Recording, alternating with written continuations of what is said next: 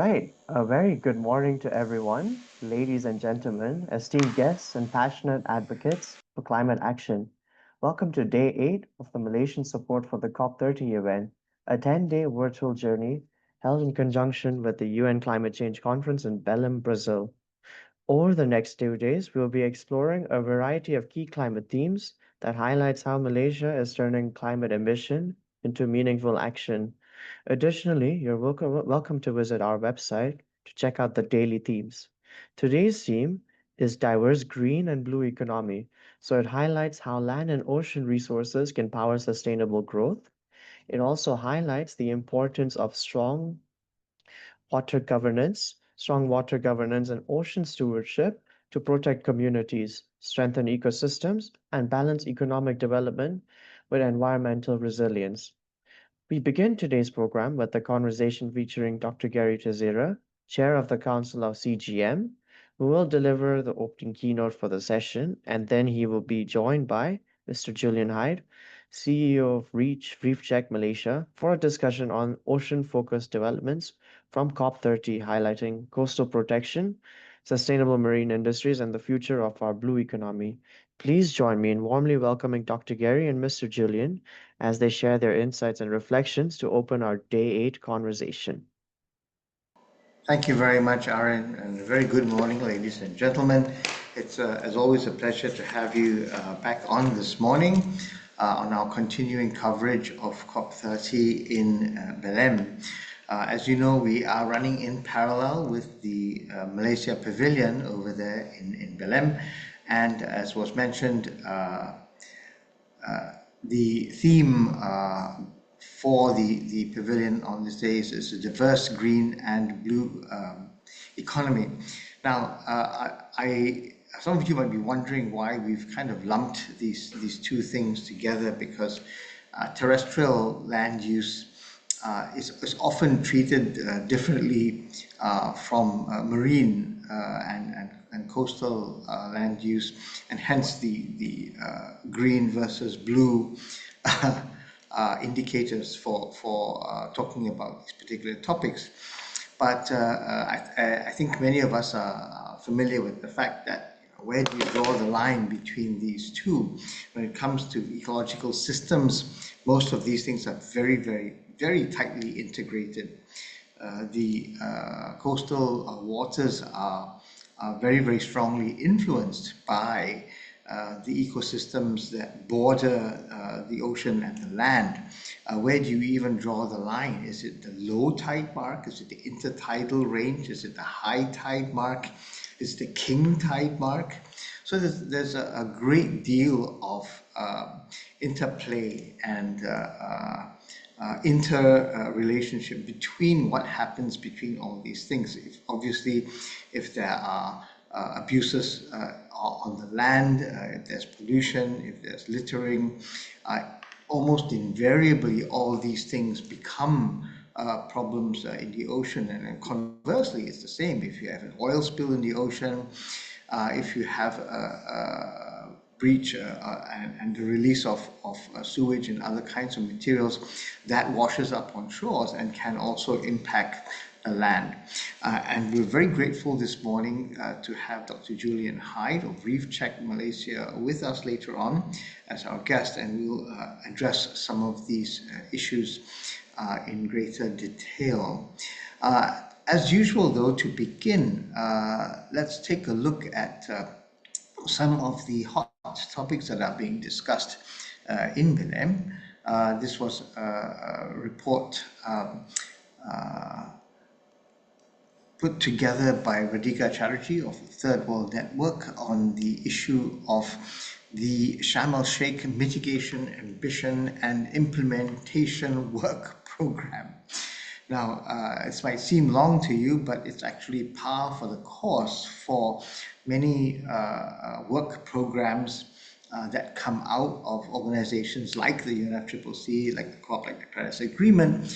And because they are so long in age, they're generally contracted. So in this case, it's often called the Mitigation Work Program, or the NWP. Under these discussions, what we saw was we see some strong divergence because, as you might expect, there are some countries that feel very, very strongly that more mitigation is needed. Among the groups that are pushing this are, of course, the groups that are most vulnerable to climate change. Groups like the least developed countries, like the Association of Small Island States.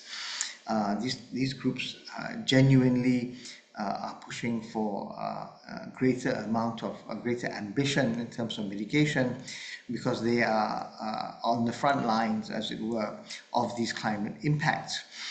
Interestingly, another group that's pushing mitigation are the developed countries. Of course, they are pushing more mitigation action, because whenever we have loss and damage in developed countries, the scale of the loss and damage in monetary terms is often greater than the scale of the damage in developing countries, simply because in developed countries there are greater assets and assets of greater value that can be damaged by these events. Take, for example, the fires in California that destroyed many multi-million-dollar homes of very, very famous and very, very wealthy people. There are, however, a number of developing countries that are deeply concerned that the ongoing talks on the MWP are straying from their original mandate. And so these countries would like the work under the program to stick to its mandate, to not impose national mitigation targets, saying that the program should not undermine the nationally determined nature of each country's contribution to climate action. Now, you will recall that the developing countries were, in a way of speaking, in a manner of speaking, made to accept the nationally determined nature. If you recall, the original form of the implementing agreement under the convention was the Kyoto Protocol. It was top-down. But the Paris Agreement is a bottom-up agreement, simply because developed countries refused to accept a top-down protocol, and they did not want to have mitigation regulations imposed on them. But in any case, what's happening now is that the developing countries, having accepted the nationally determined nature of each country's contributions, now are in a situation where, if we would like to see more climate mitigation ambition, then the importance of the means of implementation, or the MOE, comes to the fore. The greater the provision of the means of implementation, whether it's finance, technology transfer, or capacity building, the greater developing countries can actually increase their ambition.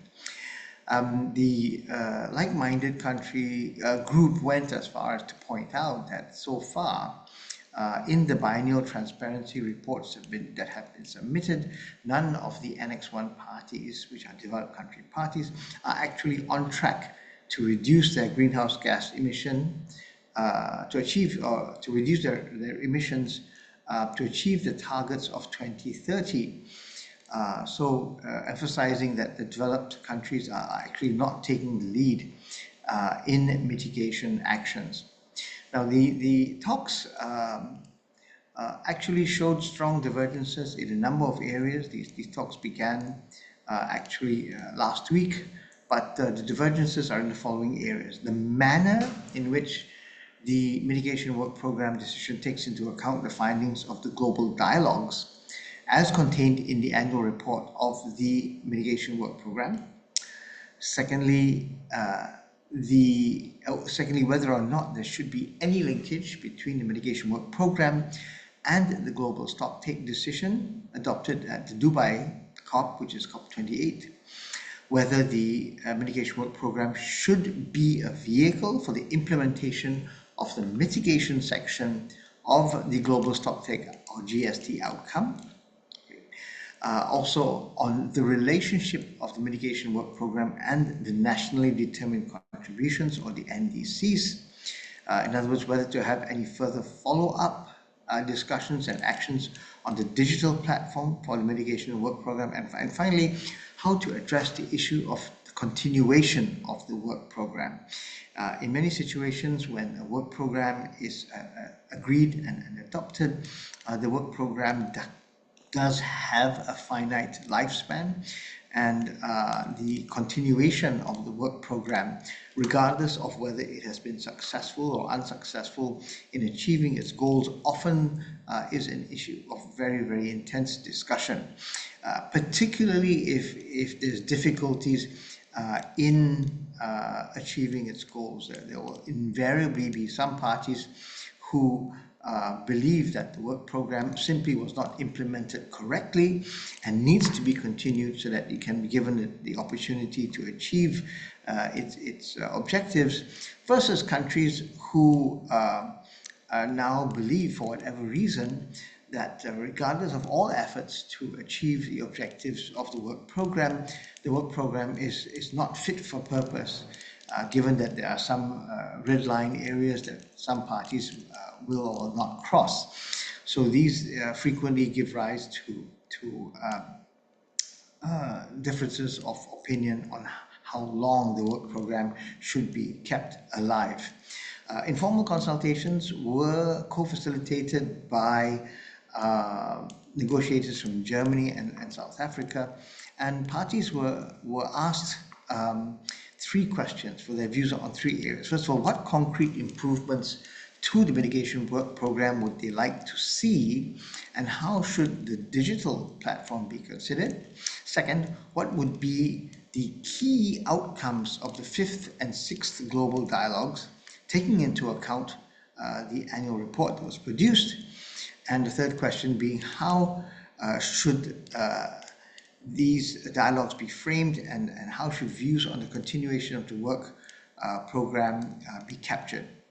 So after 5 days of informal negotiations, parties agreed to move forward on the basis of an informal note to the meeting of the parties on the Paris Agreement for further consideration.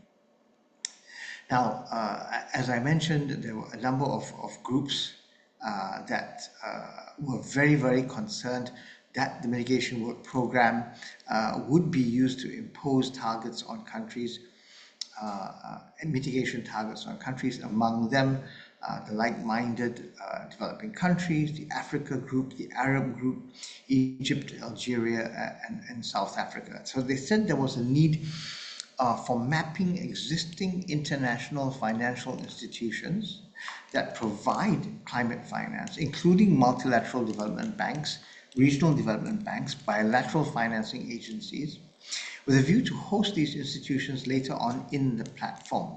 They also highlighted the need for increased cooperation between the mitigation work program and the UNFCCC's financial mechanisms and technology mechanisms to ensure greater provision of financing for projects and assessment of technology needs identified through the mitigation work program.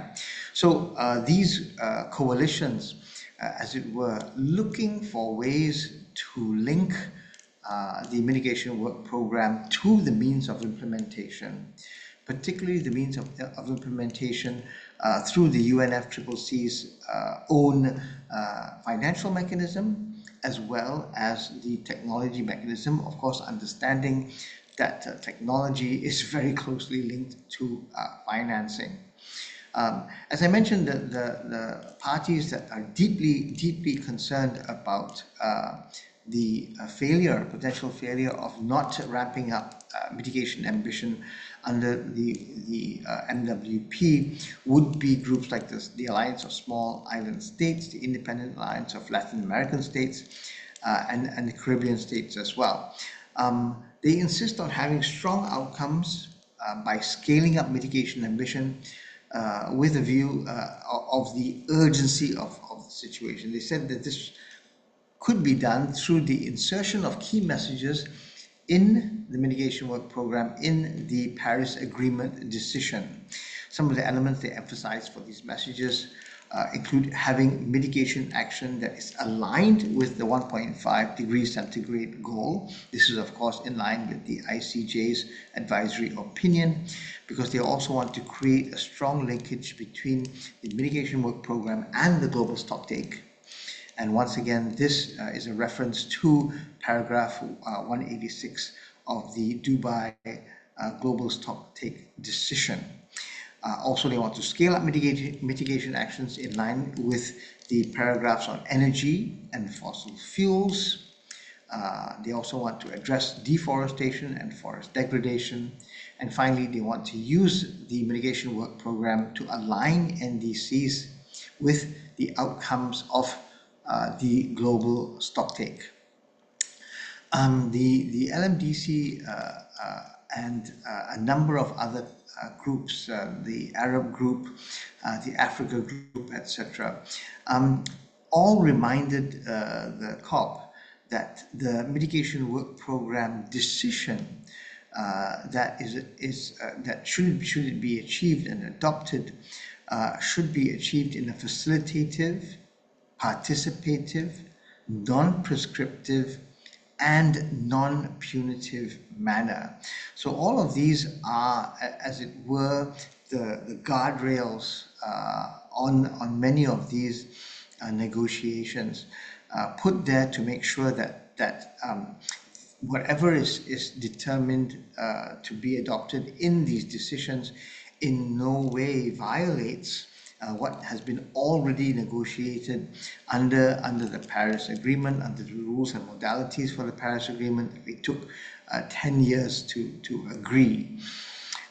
Egypt reminding the COP that the ultimate objective of the mitigation work program is actually to help parties achieve reductions in greenhouse gas emissions according to their national circumstances and reflecting their national sovereignty. Meaning, of course, it's not intended to infringe on national sovereignty or in any way be prescriptive or instruct parties on how they should address this particular issue. Now, there are some other areas that have been reported on in the last few minutes that I have for the update.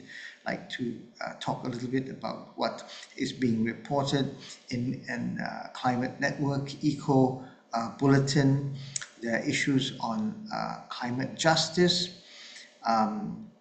The idea being, of course, that climate justice is one of the core principles, calling for not getting lost in consultations, in packages and decisions. But from the very beginning, the justice package of the COP30 or the Belém Action Mechanism for Just Transition is something that really needs to go through if this COP is to claim any success. Also, a number of calls going out for countries that are perceived to be very silent and not taking strong positions at this COP. In particular, Canada being called out for having soft anti-greenwashing laws, for example.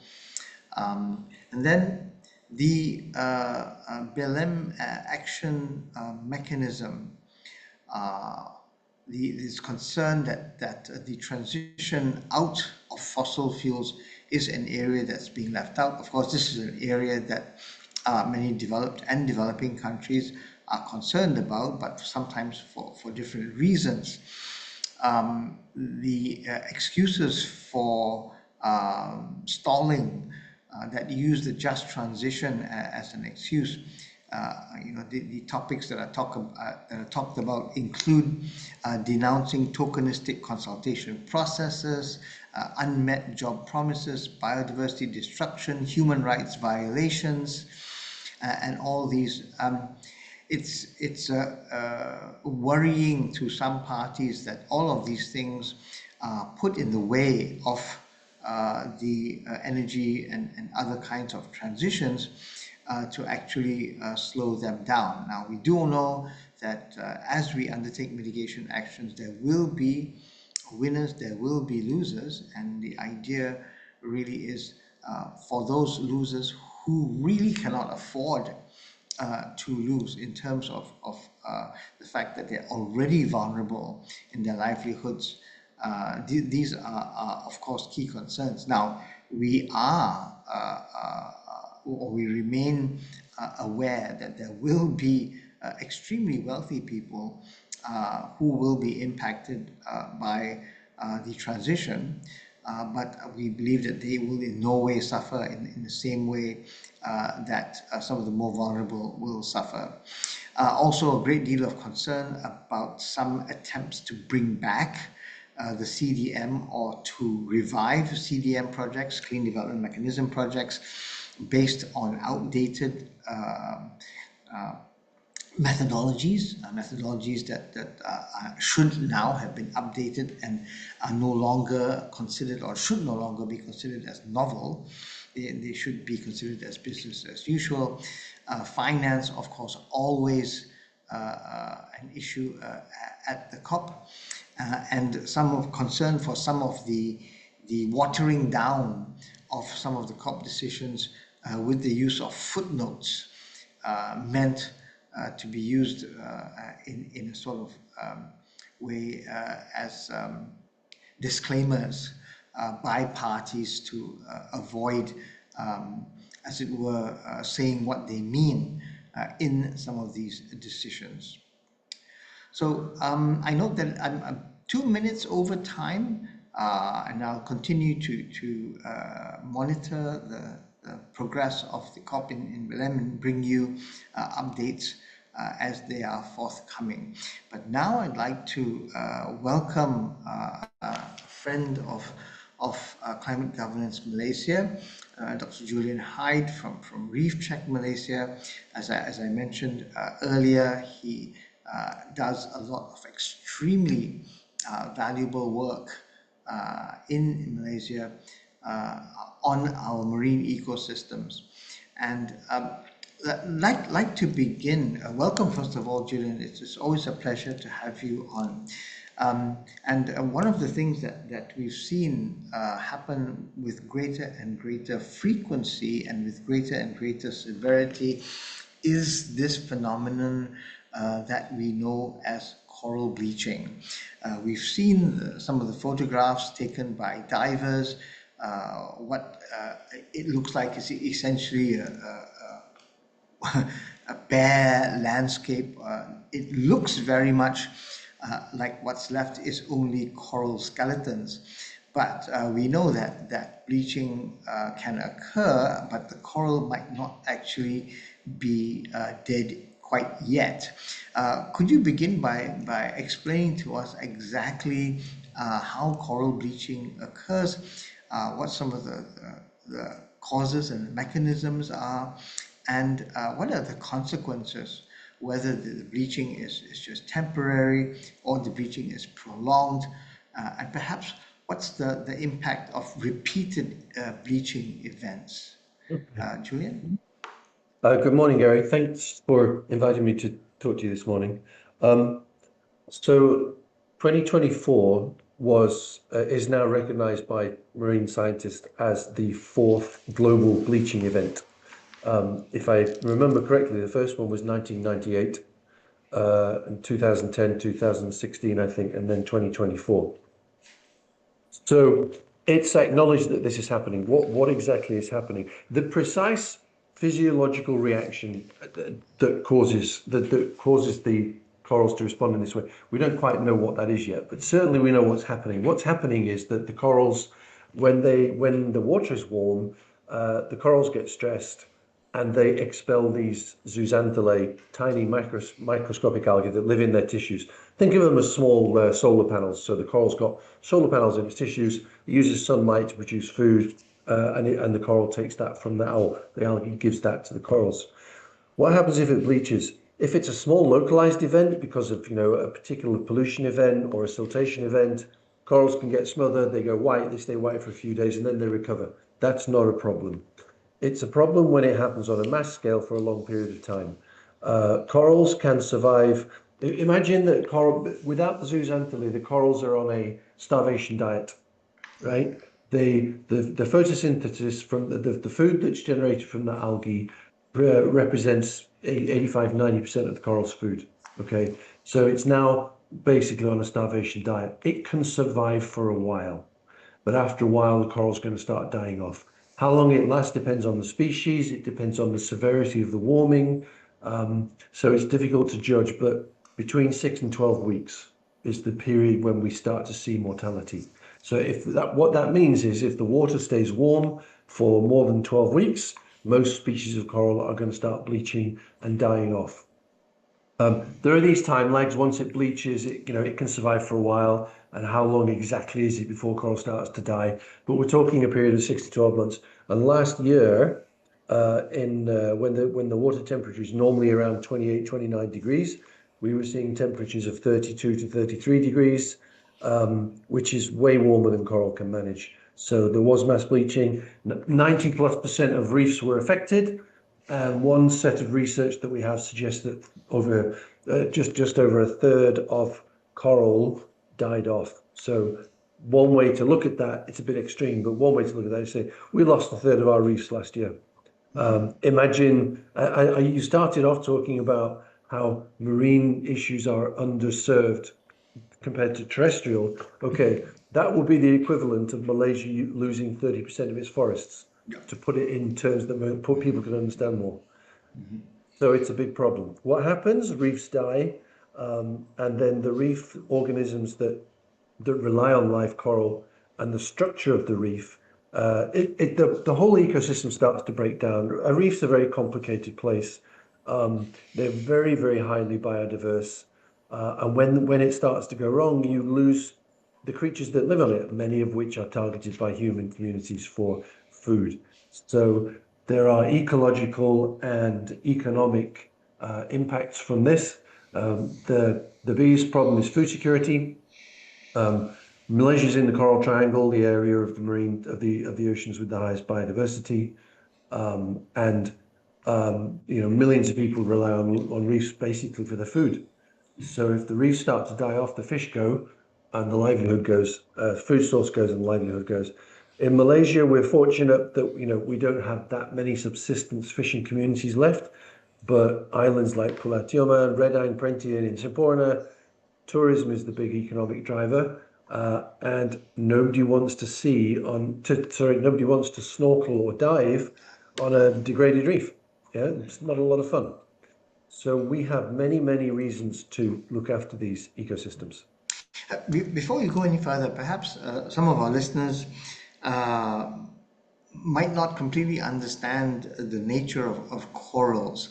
They are not, although they look like, frequently look like plants, and they may move like plants in the current. Correct me if I'm wrong, corals are actually regarded more as animal life forms, are they not? Yeah. Taxonomically, they are animals, yes. So they're in the same group as things like octopus and squid. I mean, distant relatives, but they're in that same group. Yes, they don't look like animals. Soft corals will move around in currents. Hard corals tend to be more rigid, but they look like bits of rock. And there is, when we start to talk about users and tourism, there's one of the problems. The average tourist looks in the water and says, well, it's all rock down there, so it's okay to stand on it. Average boatman doesn't understand, throws in an anchor, starts crushing the corals. So you start to get all of those local impacts. So, and being animals, this is what enables them to absorb these algae, which are completely different species within their bodies. And because their bodies, I think they're transparent or translucent, the sunlight can actually penetrate the bodies of these animals and reach the algae that are inside. And it's equivalent to, I think, very well put by you, having solar panels, sort of within your body that are able to generate energy for you to use. And starvation diet, I think, is clear. I mean, pull your energy generation out and you're on starvation.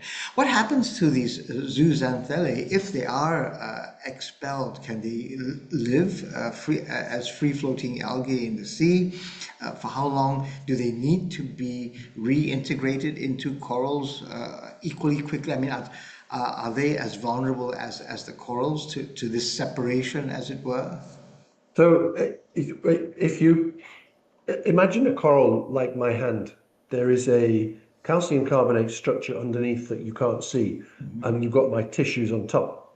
So if you imagine my tissues become transparent because the algae get expelled, then you see the calcium carbonate skeleton is revealed inside. So that's what happens with coral. They lose their color, and you can see the calcium carbonate. That's why they look bleached. They're simply white because calcium carbonate is white, and that's where the term bleaching comes from. The algae that are expelled into the water, this is a symbiotic relationship. So the algae gets a home, and the coral gets a food source.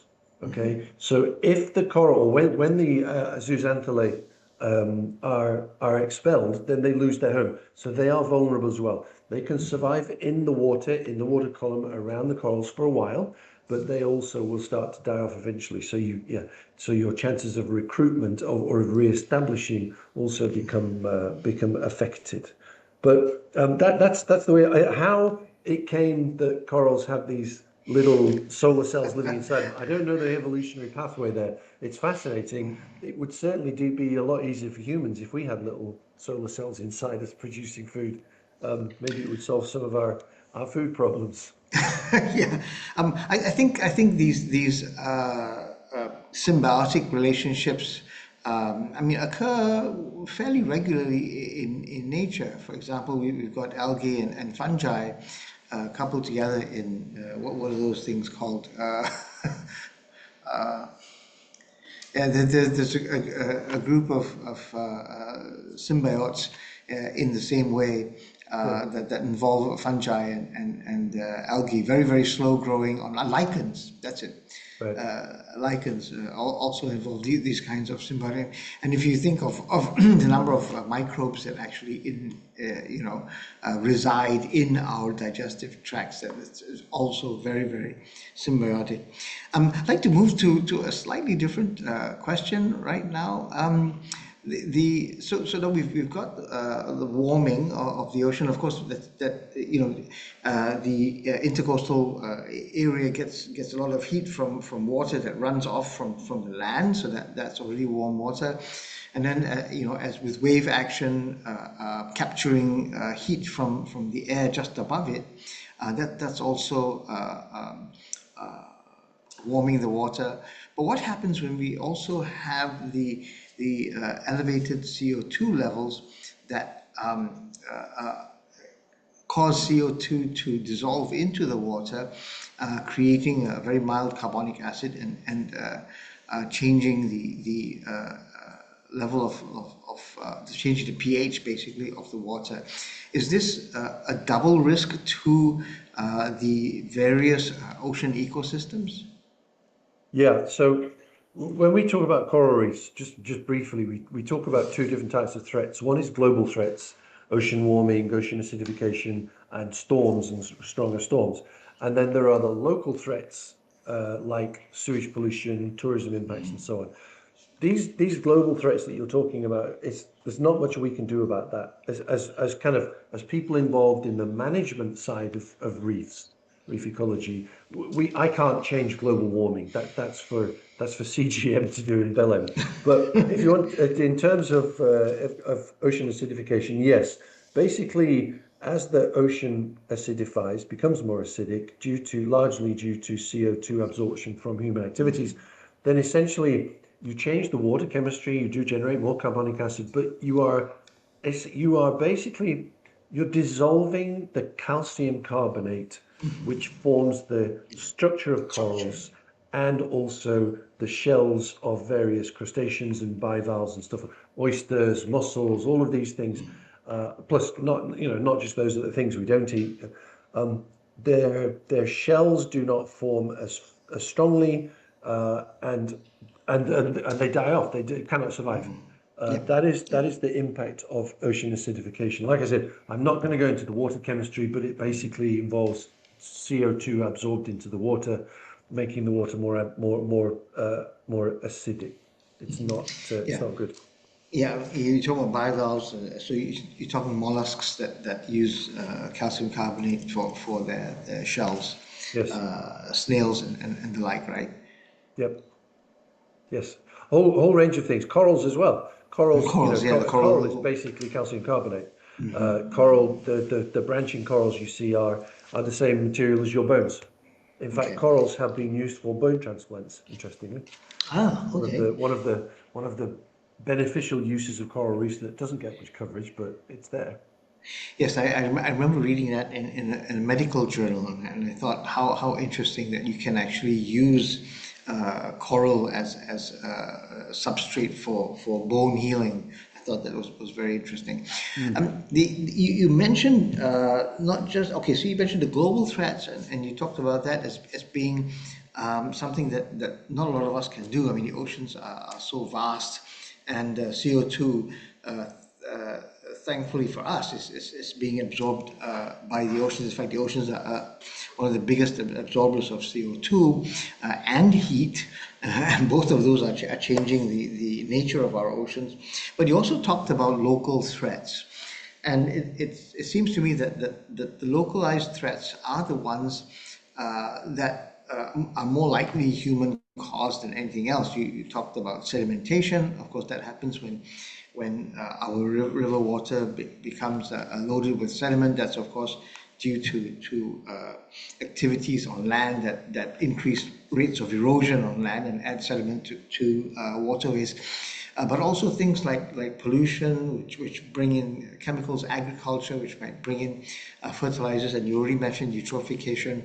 You're killing me. Stop. If you had to think, if you had to think about the kinds of human activities along coastlines, is there any way to perhaps visualize which ones are more damaging than others, or is it really something that's more cross-cutting, that practically anything that humans do, adjacent to oceans or sometimes even quite far inland, are going to have an impact, and it's basically how we do what we do that needs to change so that we reduce the impact on oceans. Could you shed some light on that? Well, the short answer, Gary, is yes. Everything we do has an impact. So does that mean we've got to stop doing it? It's not. It's not realistic, is it? So it's interesting that this local impact is where we start to see more of a crossover from climate change into biodiversity issues, because as I said, the climate change things, the ocean warming, ocean acidification, so on, I can't do much about. What I'm more interested in, if you like, to put it in these terms, is protecting the biodiversity in the coastal ecosystems from the impacts of climate change. But if you can imagine going to an island, let's call it Pulau Tioman, and your very presence there is disturbing the natural environment, right? You are bringing with you waste, you're increasing the food waste generated on the island, increasing the sewage generated on the island. Your very presence in the water is affecting fish behavior. And if you are not in the presence of an educated guide or leader, then you are likely to be engaged in behaviors which are detrimental to the health of the ecosystem.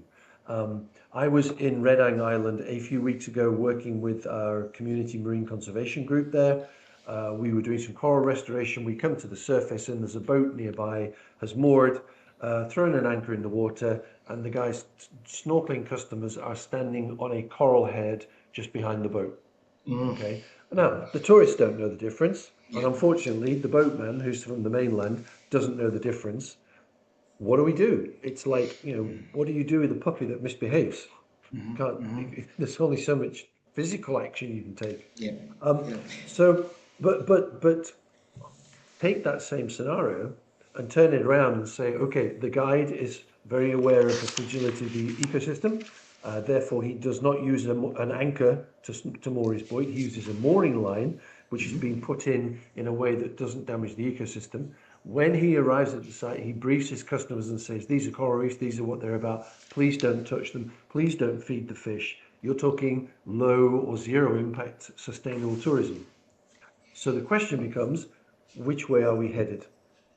On top of all of the global abuse that we're pouring onto reefs, unfortunately, where we're headed is down a mass tourism model that is introducing more and more and more people to ecosystems that are already at breaking point. There was again, going back to Redang earlier this year, there was a big hoo-ha about a video that was released showing a whole number of boats on one of the bays. So many boats that you could not get from the beach into the water, right? That's how many boats there are. Those boats are from the mainland, most of them, and it's day trippers coming over from the mainland, which is having two impacts. One is that number of people obviously is having an impact on the ecosystem, and two is those boatmen are taking revenues away from islanders because those customers, those tourists are no longer using islanders for their services. So you have double impact. So what do the islanders do? Well, deprived of tourism, they go back to fishing, right? Even though it's a marine park, fish outside the marine park. That's why just recently, another example, 6 islands in Johor were closed because of the impact, the growing impacts and visible impacts of tourism. So whatever we do, it can have an impact. The question is, do we do it in a way that minimizes the impact? You want to build a new resort, okay, clear the ground. When it rains, which it does in Malaysia occasionally, then the soil gets washed into the ocean. Have you done this in such a way that you minimize the impact of siltation? It is possible to do that, but it involves a cost to do that. Have you installed adequate sewage treatment in your resort? Do you have good, well-trained guides in your resort? Are you composting your food waste in your resort? And what are you doing with your non-recyclable waste in your resort? There's 2 ways to answer each of these questions. One is sustainable and one is non-sustainable. So it actually goes down to the core of how we do whatever it is we do.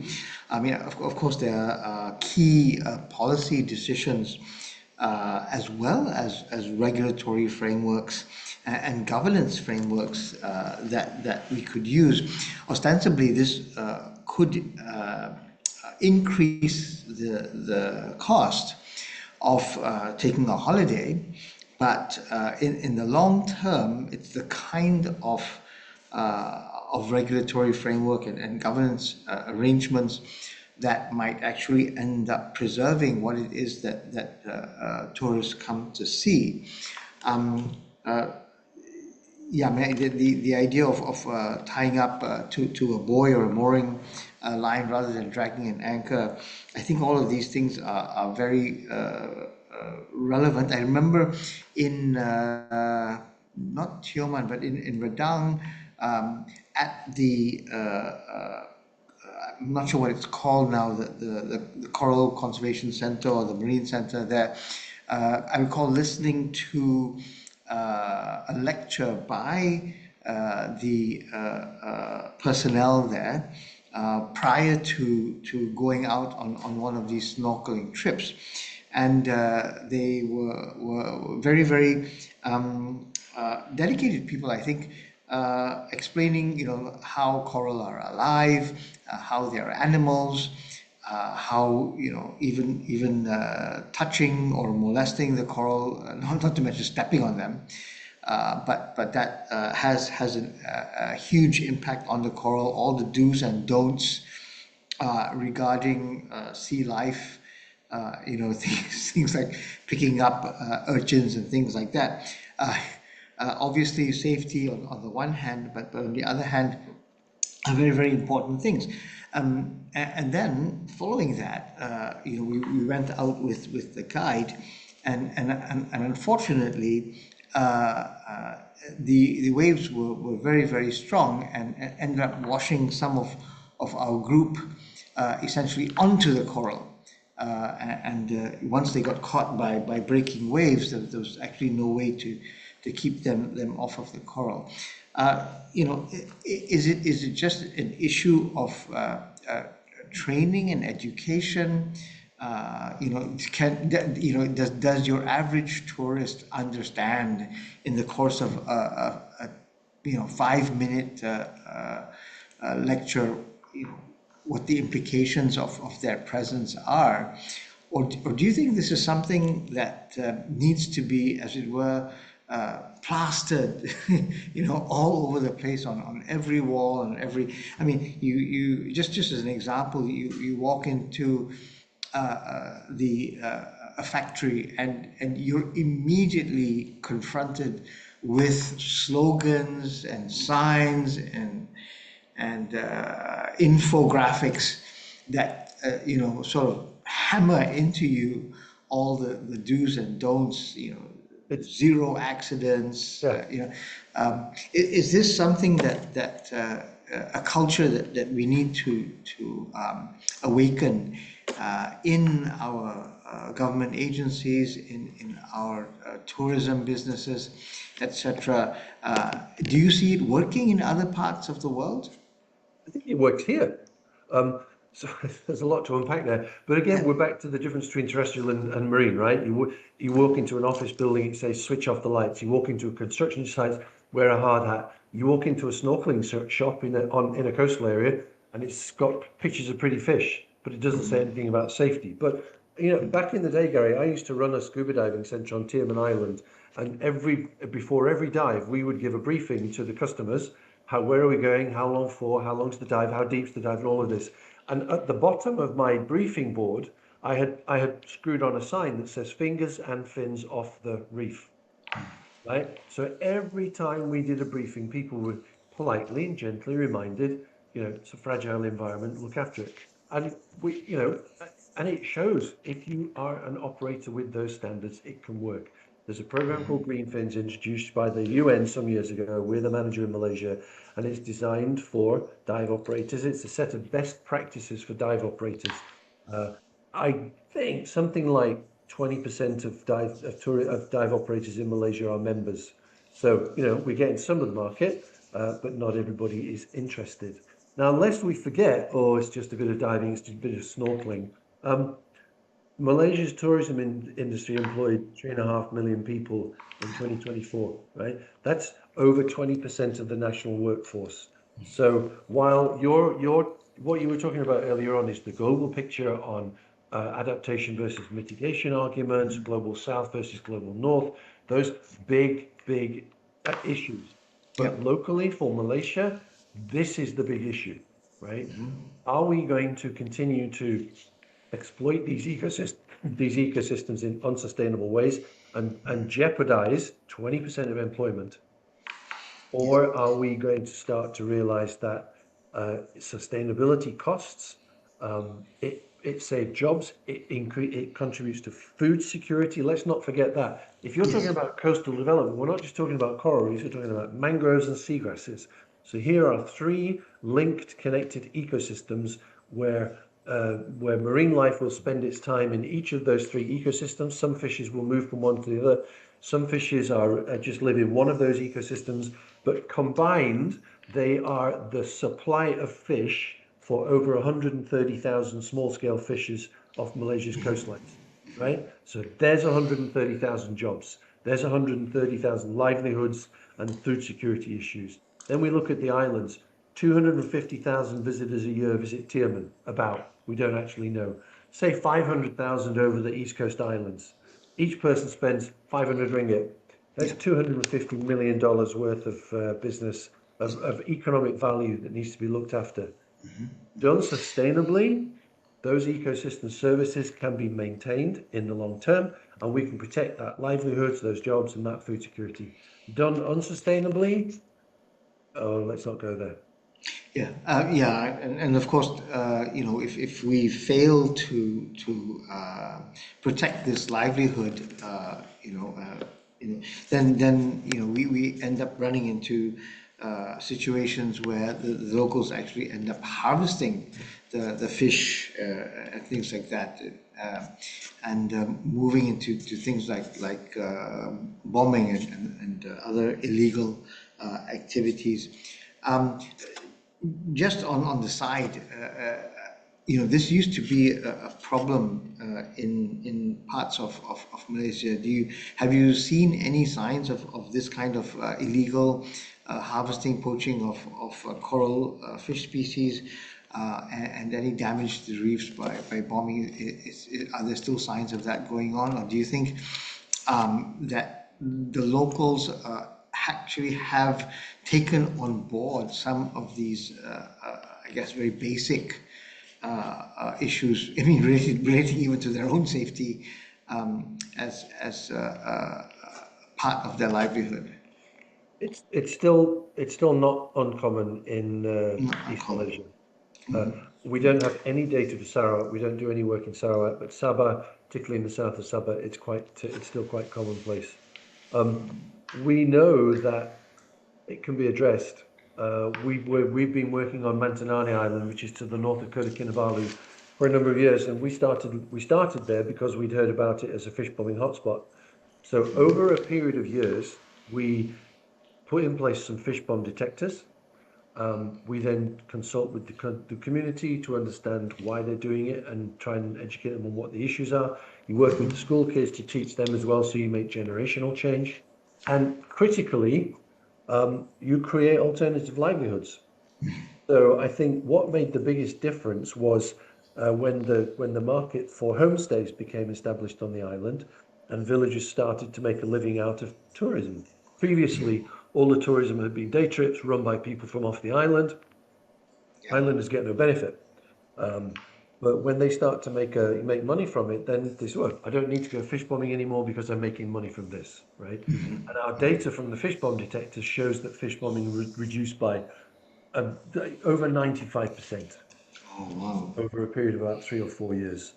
So given the right education awareness, given the right incentives, yes, we can do something about it. But the problem is always funding for long-term sustainable change. And by long-term, I mean generational change. It's 20 years, right? If one of our team in Pulau Redang, back when he was 10, 12 years old, joined our education program on the island, which we were running at the time around about 2010, 2011, 2012.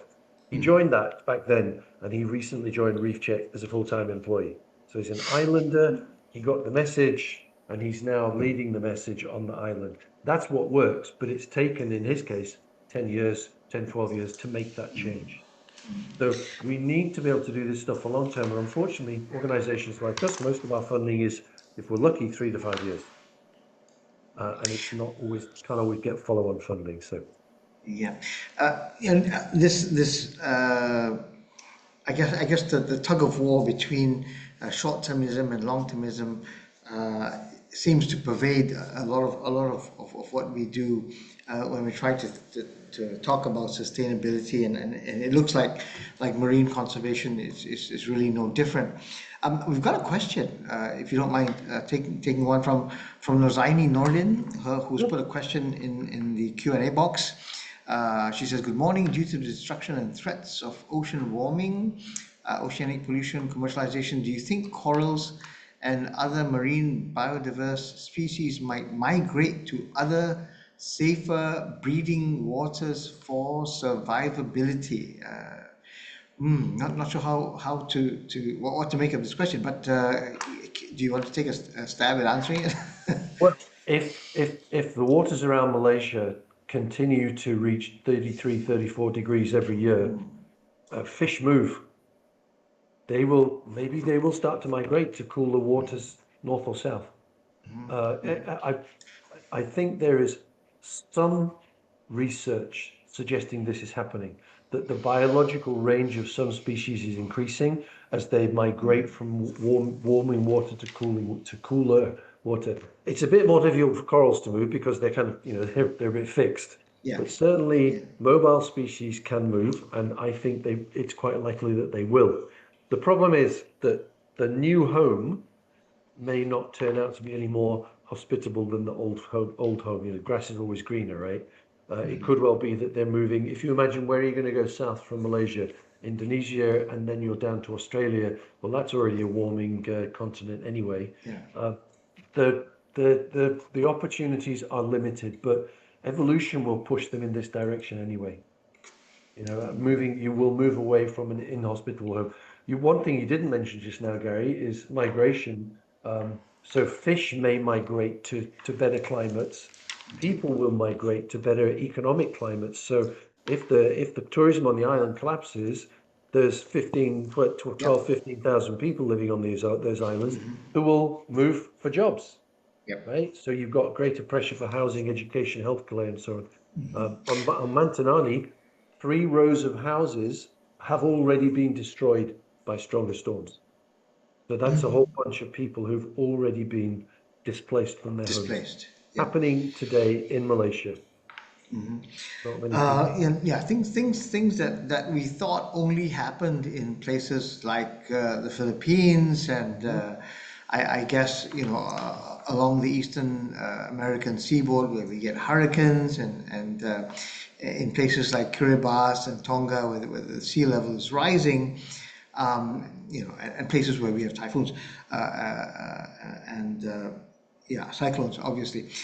But yeah, happening right here in Malaysia, pointing once again to I guess, the need for long-termism, thinking about long-term livelihoods, intergenerational, transgenerational livelihoods, sources of income for future generations as well as current generations, and understanding what it takes in terms of governance, in terms of education, funding, regulations, law enforcement, to help make this happen. In the closing minutes, will you have a take-home message for our audience? You know, I mean, everybody loves to see corals and fish and enjoy a nice day at the beach. But you know, what are some key do's and don'ts, and what would you leave our audience with? It is possible to spend the day at the beach and minimize your impact, right? Understand the ecosystem you're going into. If you walk into somebody's home, you don't put your big boots up on a glass table and start spilling drinks all over the place, right? You're polite. So just apply the same standards when you go into natural spaces. Just be a bit polite. You know, take your trash home with you, or at least don't leave it on the beach. If you're going in the water, you know, snorkel sensibly. It's you know, it's not rocket science here. But just be aware of the impacts you're having, learn about it, talk to people about it, find out who your resort is. If you're going diving, can you find a greenfins operator? So it's really you taking responsibility for your actions and saying, I want to go and do this, but I realize that I'm going to have an impact. So what can I do to minimize that impact? When it comes to having fun at these beach resorts, what's your view on some of the motorized entertainment vehicles? I mean, did you see? I mean, yeah. I mean, just like your honest opinion, you know, is it Not a fan. kayaks? Is it you know, small catamarans, or is it jet skis and parasails? You know. I would go for the kayaks and the small sailing boats rather than a jet ski. I think maybe it's the grey hair and the age, Gary, but I'm from a gentler time, and these things are an annoyance. They're noisy, they're disruptive. I'm not sure how much harm they do, to be honest. How much harm does a jet ski do, really? Okay, there is potential for strikes for hitting turtles or other animals, right? Is that they are petrol fueled, so they're releasing pollution into the water. They could harm other water users. But mostly, from my opinion, they're just a damn nuisance. And I would rather be sitting on the beach not hearing a jet ski than hearing a jet ski. Yes, this is You're going to go into nature, enjoy nature. You know, Don't bring the city with you. Again, grey hair. No, I think there are more listening than you think who actually do appreciate what you're talking about. I mean, the impact of a horse on a beach is, or a kayak or a small hobby cat or something is much very, very different from one and two person jet skis and the constant roar of outboards pulling these parasails. And then it's a safety issue as well. But I really, really thank you from the bottom of my heart, Julian. Thank you so much for being such a good friend of Climate Governance Malaysia and agreeing to come on and provide your insights. By the way, Noor Azni has thanked you very much for your response. I think she got a great deal out of it. But it is the top of the hour and we are out of time. But I'd like to, in addition to thanking Julian, also thank the crew working behind the scenes to bring you CGM's parallel coverage of the COP and a discussion on the themes ongoing at the Malaysia Pavilion. And as always, a big thank you to all of our viewers out there listening in. Thank you so much. And see you tomorrow. Thank you, Julian. It's been a great pleasure speaking with you. Thank you. Back to you, Aaron. Thank you to the both of you. It was really a very insightful discussion, and I'm sure the audience really, really enjoyed it. So now we will be moving on to the next section, which will be the C-suite's highlight. So this will be moderated by Mr. Karl Godderis, CEO of EUROCHAM Malaysia, together with our speaker, Mr. Joseph D Cruz, who's a board member for CGM. So now the floor is yours for the both of you. Thank you very much, Aaron, and a very good morning to all of you for episode 8 of our C-suite highlights in parallel with COP30. Today we have a fantastic guest in Joseph D Cruz, who is the CEO of RSPO, the Roundtable on Sustainable Palm Oil. Joseph, a very warm welcome. Thank you very much, Karl, and thank you, colleagues, for inviting me. So today's theme is the diverse green and blue economy. The topics we're going to discuss are blue economy business models, coastal adaptation, and responsible ocean industry. However, Joseph, as per the daily habit, I want to kick off with a more personal question to you. Can you explain a bit, growing up, how were you exposed to nature and the environment? And how do you feel this has impacted the way you feel responsible for our future generations, as well as how sustainability topics affect your business decision-making?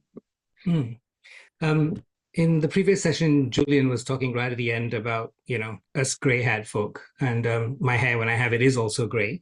So I grew up, Karl, in Kuantan on the east coast of Peninsula Malaysia, back in the days when it was a much less developed place. So we lived not far from downtown, but we lived with a remnant overgrown rubber plantation beside the house, a stream at the end of the street, a grassy field across the stream where we played football in amidst a herd of cattle. So I grew up at a moment where even in fairly close proximity to larger towns, a lot of Malaysians lived very much surrounded by and connected with nature. In the blue economy context, my father would walk down to the jetty where the fishing boats came in and buy fresh fish right off the docks, which is a very different interaction with the world than we have today. And in terms of how that's influenced my view of the world and my approach to sustainability, I think it comes from recognizing a little bit what we as a country and as a global community have lost or given up as we've developed, and realizing that unless we bring back that ability to value and prioritize those national assets, we risk building a world that ultimately collapses in on itself, or a human civilization that collapses in on itself. So I guess part of the motivation from my childhood is, how do I communicate that notion that these resources that we depend on very directly are actually much more intrinsically linked to us than if you're buying your fish from a supermarket wrapped in styrofoam. Okay, I like your response, and I will hold on to it for a little bit longer, because you spent about 25 years with the United Nations. And then you moved into what is arguably one of the most contested areas for Malaysia, at least in sustainability, which is palm oil. Yeah. So what shifted for you? And was there a moment where sustainability, rather than a policy framework, became something a lot more personal to yourself? Well, actually, full disclosure, I never planned to spend 25 years of my life working at the UN. I actually came into working at the UN because I got drawn into working on conservation projects on the ground here in Malaysia. Forest conservation, peat swamp conservation, a range of different issues. And then had the opportunity to do similar work on the ground in many other parts of the world. And as you know, Karl, in many bureaucracies, if you're good at doing something, they punish you by promoting you upwards and taking away the stuff you're good at. And so I moved from that work on the ground to doing policy work and strategy work and ultimately ending up in New York. Now, I moved back to Malaysia for, as is often the case, a combination of personal and professional reasons. But the professional motivation was very much a desire at this point in my life where I felt I still had something to contribute, to come back to Malaysia and grapple with the kind of sustainability issues that we are dealing with in this country and this region more broadly. And in that context, being asked to take over leadership of the RSPO was an immense privilege, because you're right, it is one of the most interesting and most challenging sustainability questions we deal with in this part of the world. Okay, now brings us to our first specific topic of today, the blue economy. Now, this is an economic strategy that maybe for many people is still a bit of an abstract term. So if you were, say, to stand in front of the board that typically values companies from a more traditional economic perspective, growth, jobs, competitiveness, how would you describe the blue economy as a more commercial opportunity to them? I think I would start precisely with the word you used, which is opportunity. Because most company leadership, most boards are constantly scanning the landscape for new opportunities, new business areas. And I would argue that the blue economy, and we can unpack what that means in a moment, but the blue economy is actually a massively overlooked opportunity for many businesses in the region and in Malaysia in particular. A lot of our business focus is very much on our terrestrial resources. So you look at agriculture, you look at industry, you look at property development, you look at services, you look at the whole gamut of opportunities that come with servicing people who live in cities and towns. But there is a lot of opportunity right off our shores and into our marine resources. Gary and Julian were talking just now about going to the beach. And for the vast majority of Malaysians, that's pretty much as far as people directly engage with that big blue expanse, aside from depending on, marine fishery resources or products that are shipped in through marine shipping. So as a company, what opportunities exist beyond that foreshore that actually connect to your market position, your assets, your skill base, your ability to go out and actually find sustainable new business streams? And you can unpack that in a number of ways. You can look at the resource base. You could look at whether there are ways in which a company like yours could enter into producing food in the marine or coastal space, whether this is through sustainable fisheries, whether this is through cultivation of algae or a range of other issues. There are opportunities in the energy space. Looking at energy production, there's definitely opportunities to improve marine transport. And in the kind of world we live in right now, where there's much greater focus on the carbon and energy efficiency of transport, looking at smart marine transport, I think, is going to become a resurgent opportunity in many places. So there's a whole array of opportunities. And my opening pitch to a board would be, you're potentially missing those opportunities if you don't look at what exists within the blue economy and how that connects to your assets and your market opportunities. Okay. Now, when we talk blue economy, there's, if you like, a combination of opportunities that relate to our coastlines, which are vast across Malaysia and ASEAN, but also the opportunities related more to the deeper ocean areas, which I will come to in a moment. But when we talk about coastal lines, it's not just about opportunity, it's also about protection and coastal adaptation. As I said, this relates to Malaysia and ASEAN, but in the previous discussion, Julian Hyde mentioned that 20% of Malaysia's workforce works in tourism, which is an important component of our coastal opportunities, but these coastlines are becoming more fragile. Yeah. So do you feel that at the national level in Malaysia, we are honest enough and we do sufficient, or we make sufficient efforts to protect our coastlines? And what would you say a bit more courage from a government point of view would look like to really take this blue economy from the coastal perspective a bit more serious? Are we being honest enough about the scale of adaptation that's required? No. But I would also caveat that by saying I think very, very few countries or governments are, because it is an incredibly confronting issue to face up to. I think if you look at the science, and it's fairly easy to find, there are many parts of our coastlines that are quite vulnerable to sea level rise and climate erosion. We're already seeing evidence of that. Julian and Gary were discussing some examples just now. And there are many other parts of Malaysia that will be negatively impacted by these changes in the years to come. Now, what should we do about it? Perhaps also, why are we not addressing it with the kind of decisiveness that you think would be necessary? Well, I think there's a couple of factors here we need to take into account before we talk about what could be done differently.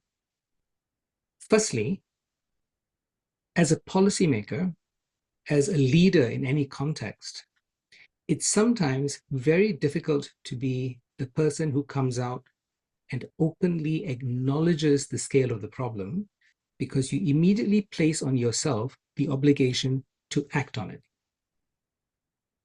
Okay, and this is a difficult thing to say, but it's actually a very necessary thing to understand when you're engaging with leaders and decision makers. We may all know it, but if I were to come out publicly tomorrow and say, we have a crisis in terms of our coastal adaptation, we need to do something more, and if I'm a leader, everybody will naturally turn to me and say, all right, what are you going to do about it? And when you're dealing with the problem of this scale and this immensity, it's very hard to place that burden on yourself. So my first thought on this is, I think we need to acknowledge that this is a challenge that we need to collectively address as a country and as a society. So I would say my first suggestion is, don't place the burden just on our political leaders or our policymakers. Recognize that this is a whole of society challenge, because it's actually not something any individual at any level can take on themselves. And unless we give everybody the comfort and assurance to say, we recognize this is a collective problem and we are all going to act on it collectively, it's very, very hard to shove someone else to the front of the crowd and say, here, you deal with it. So I would reframe the question as saying, how do we collectively as a society build a space where we can talk about this issue honestly and work out a collective response? So those of us in the business sector need to step up, community leaders need to step up, and policymakers and government leaders, but not step up to point the finger at each other, but to create a space where we can honestly look at the kind of changes that we need to make in the years to come. Next point would be then, who creates that space? Is that something government does by starting a national conversation saying, look at what's happening in our coastlines now. We're going to need to make hard decisions in the years to come. Can we create a space to have this? Or are the communities most affected the ones who step up and make that case? That, I think, is the biggest challenge right now. Who steps up and says, this is a collective problem. Can we come up with a collective solution? Yeah, but arguably that issue of collective responsibility and finding safe space to talk honestly about it is not just a coastal or a blue economy problem. It's relating to sustainability in general, right? Absolutely. If you ask me, at least. So is there some lessons learned where we can say, look, what we have already dealt with in that respect on sustainability topics in general, can we transfer some of that to a more specific discussion on the coastal and the blue economy components, whether it's from a compliance or reporting or any educational or any other form of space that we've created? Do you see there's some parallels and some opportunities to transfer? You're right. I think there are a lot of examples we can draw from in how to do this. The first prerequisite, almost from my point of view, is being able to bring sufficient attention to the challenge. And if I look at the context in Malaysia right now around coastal adaptation in particular, there's obviously a lot of focus on risks to our coastal infrastructure. There's reactive responses to incidents of flooding or inundation. But I don't think we've actually built a strong enough community or constituency of people who care enough about these coastal issues across the whole spectrum to really come together and start giving this enough attention. Now, there's a lot of challenges for why that's the case. You need a lot of coordination across different governance jurisdictions because most of these coastal resources sit under state governments. You also need to bring together economic actors, many of whom are not used to working together in these contexts. Can this be done? Yes. Now, as you mentioned just now, I lead the RSPO, which was created more than 20 years ago, because as an industry, the palm sector collectively realized that we had a problem we needed to deal with, that there were very valid perceptions and concerns that the industry was operating in a way that was unsustainable. And the genesis of the RSPO, the thing that actually allowed it to thrive and flourish over 20 years, was that the leaders at the time managed to get people together from across the entire ecosystem. It wasn't just a government doing this. It wasn't just a group of oil palm planters. It was the growers, it was the traders, it was the retailers, it was the NGOs who had been outside the room agitating for change, who all came together and said, what we're going to do is we're going to build a platform to work together on this issue. That starting point, recognizing that you need to generate action across the entire sector, that's often the hardest issue to tackle, the hardest obstacle to overcome. So if you look at this in the context of coastal ecosystems, we may not be able to do this for the entirety of Malaysia's coastline across all of our jurisdictions, but maybe what could be instructive and what could be useful is to find particular places where you have a manageable constituency of people who are interested, maybe in and around some of the larger islands we work with, and try and see whether we can generate a group of people from across that spectrum to come together and discuss solutions. Now, Karl, the biggest challenge you face there is very often you've got people coming in who see those other people as being the problem. So it also requires a generosity of spirit and openness to be able to sit down at the table with people you have spent a lot of time criticizing and build a space to come up with a collective solution. That's what happened in the palm industry when the RSPO was created. And in the early days, there were, I'm told, a lot of heated arguments, a lot of walkouts, a lot of, very strained feelings while people actually built the recognition that we have a common challenge to deal with. So if you take that idea and you apply it, say, to one of our offshore tourism islands, where you have activists on the ground who are unhappy with large property developers, people who are unhappy with the way government designs infrastructure, local communities who feel they're being pushed out by tourists coming in. How do you curate a conversation where all these people build enough trust to sit down together and genuinely talk to each other? I think that's one of the most interesting challenges in this space. Yeah. When you spoke earlier about generosity and openness, I was just thinking, is there room there for ASEAN on this matter? Because if you were to look collectively at the ASEAN countries, you're probably looking at the largest coastline in the world. So there's a common interest to work on this. Of course, generosity, because one country will point at the other for being the source for this or that. But do you think, especially looking now at this year's ASEAN series of summits we had and the momentum that came along with that with respect to sustainability, do you see there an opportunity maybe to bring coastal adaptation to a higher level of priority among those countries? Before I answer that, I want to just comment. When you're talking about these very hard, very difficult challenges, it sometimes feels very fluffy to talk about generosity and openness as being the things that are required here. But I would stress, from a lot of experience working in very contentious spaces, that's often the thing that's missing. So it's a point I wanted to dwell on a bit before I come to your question about ASEAN. I think there's a lot of potential for ASEAN as a community to come together and share experience on how these issues are being addressed. I'll just give you, off the top of my head, range of examples. When you look at how local communities, coastal communities are brought into decision-making on these issues, I think the Philippines has a lot we can learn from. They built very strong local government systems right down at the coastal barangay level, which actually allow coastal communities, fisher communities, to have a very strong and valid voice in these conversations.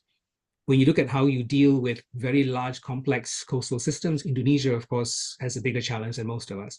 And they've developed some very good national to regional level structures there to balance those out. When you look at a highly commercial fisheries industry and how you actually manage that and deal with some of the sustainability issues and challenges within that, Thailand's had a lot of experience, good and bad. So I think the first thing I would see in the ASEAN context is the ability for us to come together and share experiences, you know, in the sense of coming to a feast and everybody bringing the dish you cook well.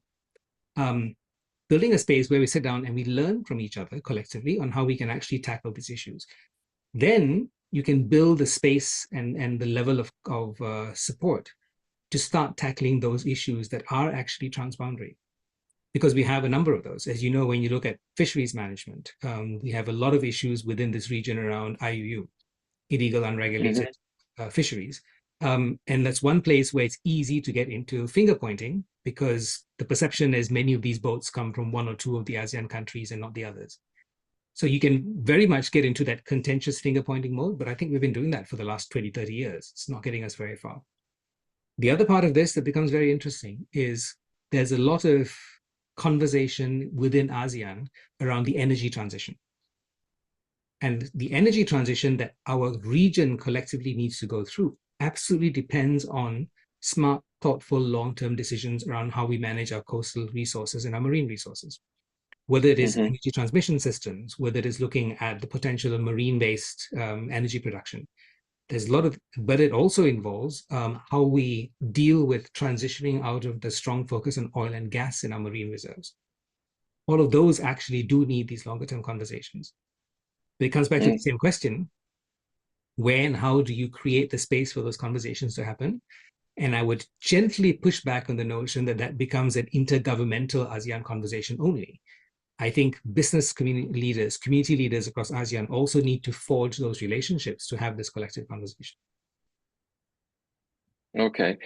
I want to come back to another reference you also just made about your experience with RSPO, with which you preempted actually the next question of mine, which was, how can the green economy teach the blue economy? But because you preempted it, I'm going to make it slightly harder for you, because I come from a consulting background where the motto is not so much copy paste, but copy paste and improve.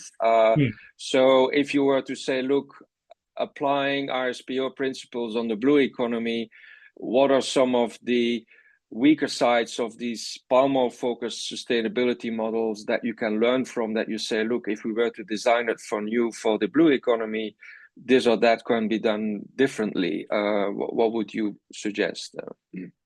Yeah, having worked in consulting a long time ago, it's copy, paste, improve, and bill.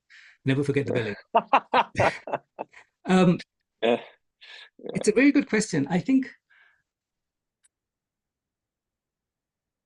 if I were to go back in time and magically reinvent the way the RSPO is structured, recognizing it has tremendous strengths in the way it is built right now, I would probably have started engaging with government regulators more deeply, with other regulatory bodies like, stock exchanges and others, and with our local communities and our workers more deeply at the beginning.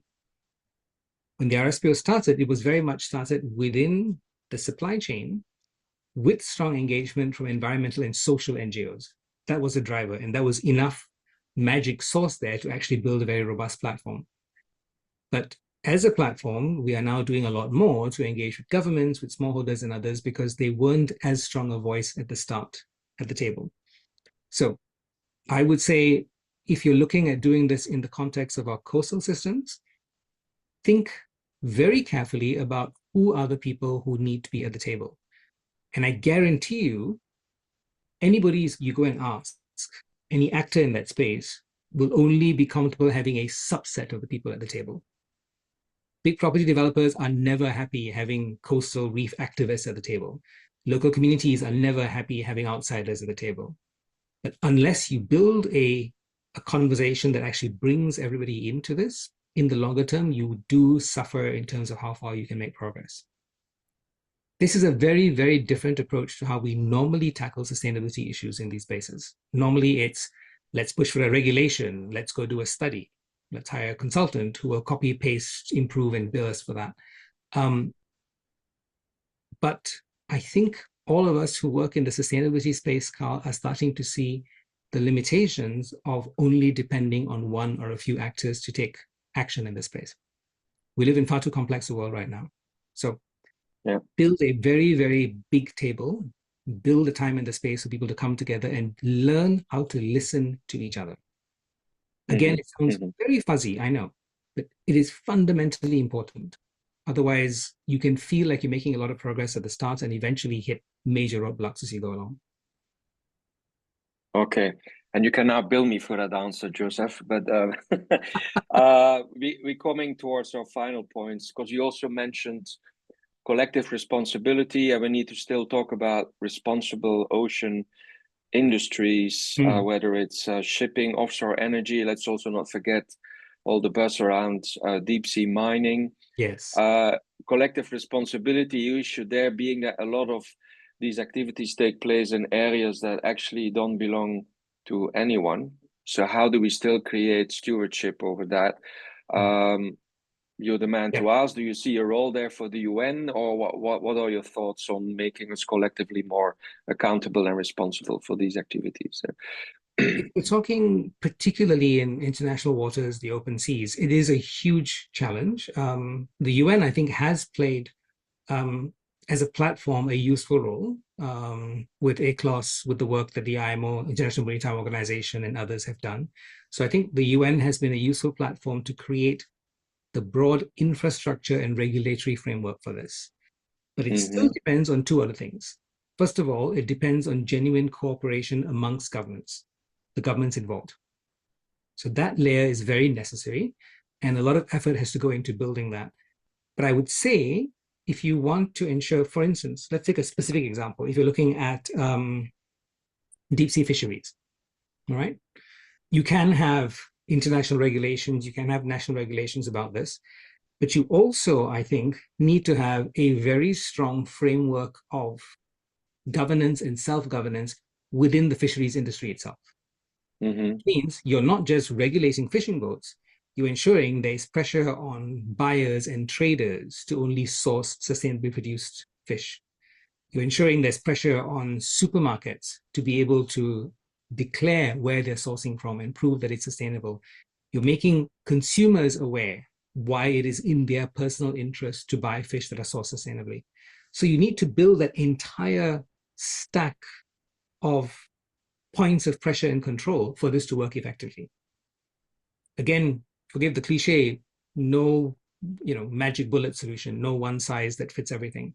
But you need to build that infrastructure from international agreements through to how these are reflected into national regulation, and then into how the industry itself across the entire supply chain operates through a combination of regulation, as well as industry standards, validation, certification.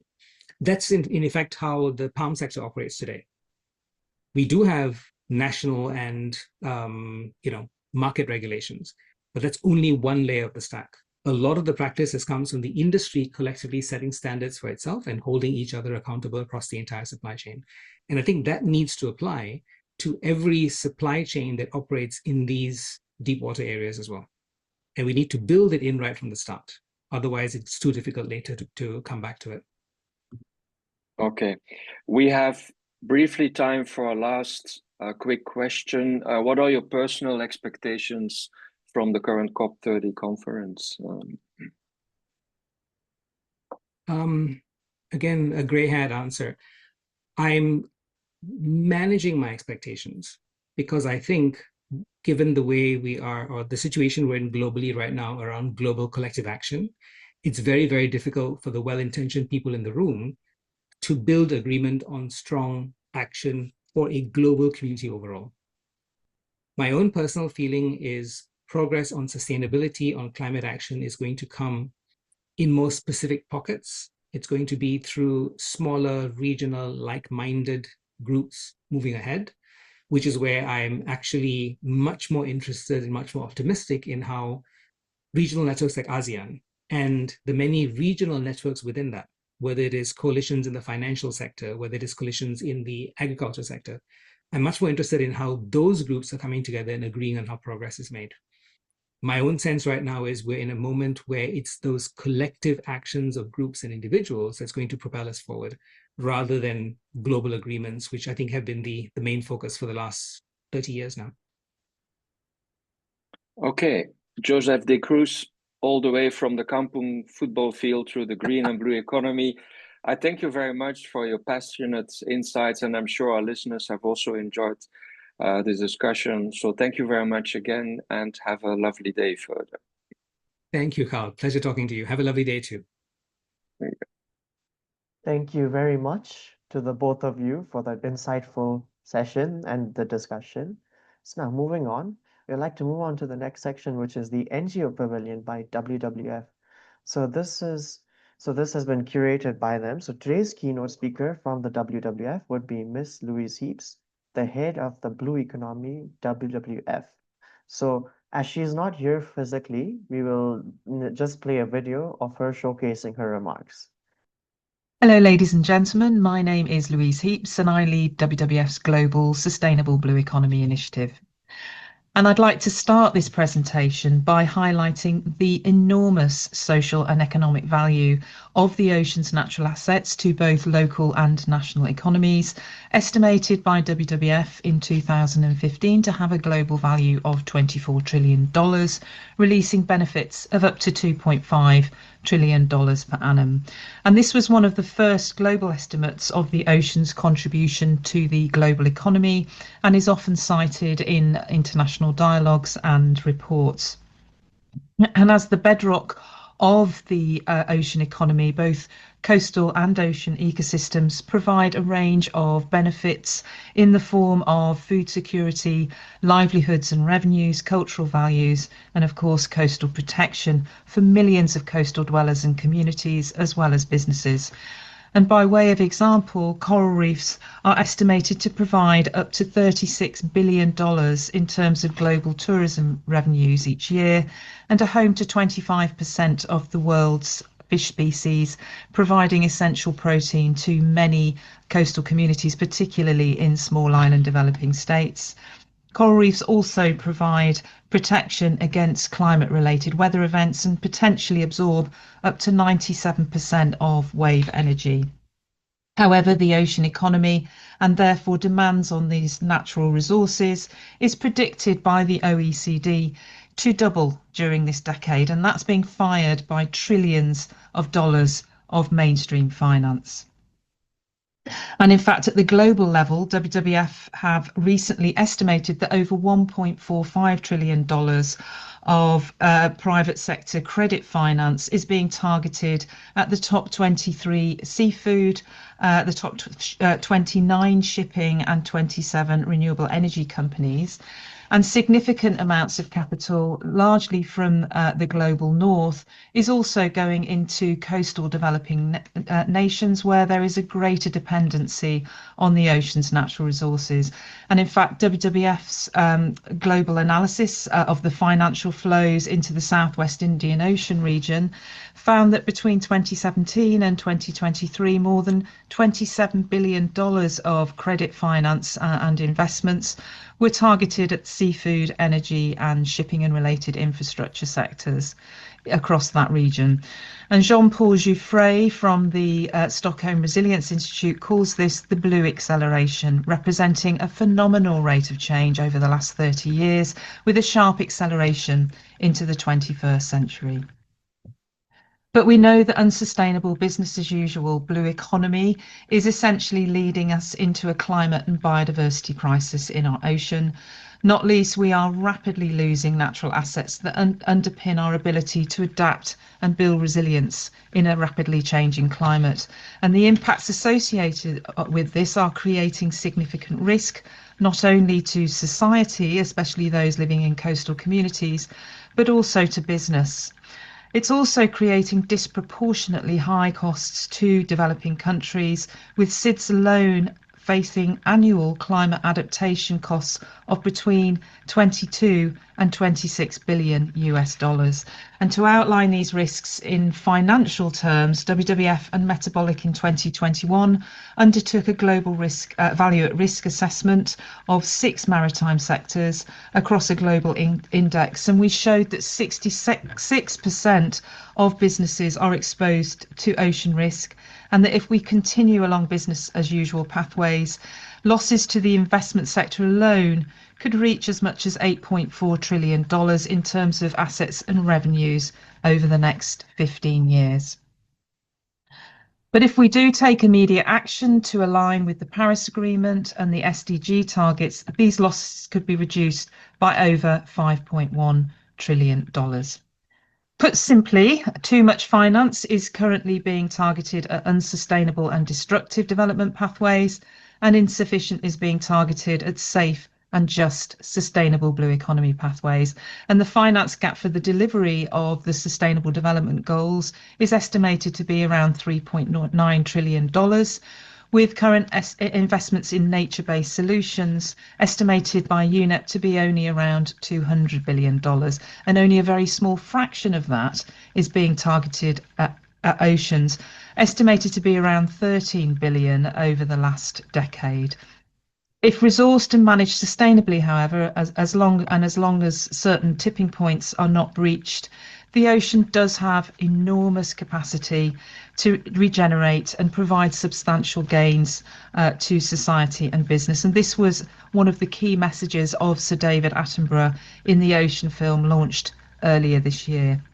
But we're currently pushing ocean ecosystems close to the limits of their carrying capacity.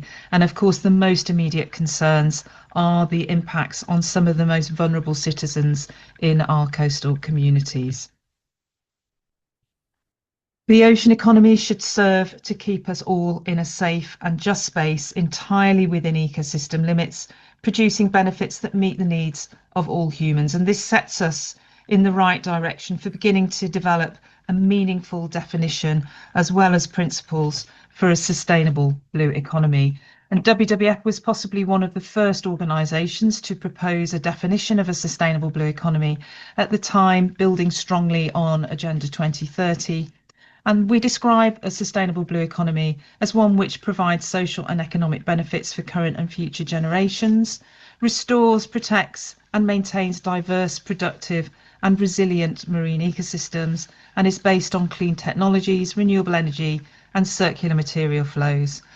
IUCN's new report on the regenerative blue economy takes this definition one step further by presenting more of a nature positive vision, and it essentially excludes certain activities from its scope, either because they are considered incompatible with the carbon reduction objectives of the 2015 Paris Agreement, such as oil extraction, or are deemed too threatening for marine ecosystems such as deep sea mining. And this aligns with the definitions of many global organisations, including our own.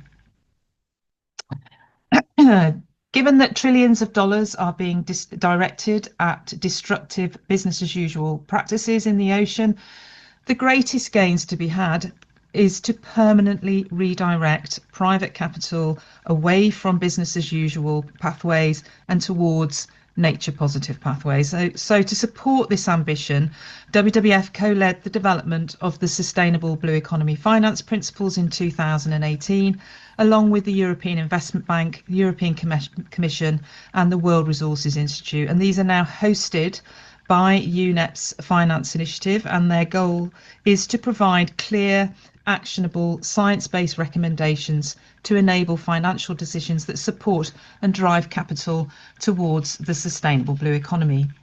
They are WWF's North Star for engaging with the finance sector and recognise that the ocean requires a systems-based approach, shifting away from viewing ocean protection and restoration as a nice to have to that of being central to securing national economies and business in the long term. UNEP FI's Sustainable Blue Economy Finance Initiative now has 88 finance members representing over $11 trillion in terms of assets under management.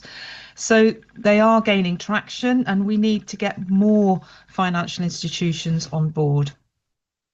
WWF have subsequently worked with UNEP FI and platform members to develop granular guidance to support the implementation of the principles across a number of major maritime sectors, and the guidance provides a clear explanation of how the impacts associated with unsustainable activities translate into salient risks.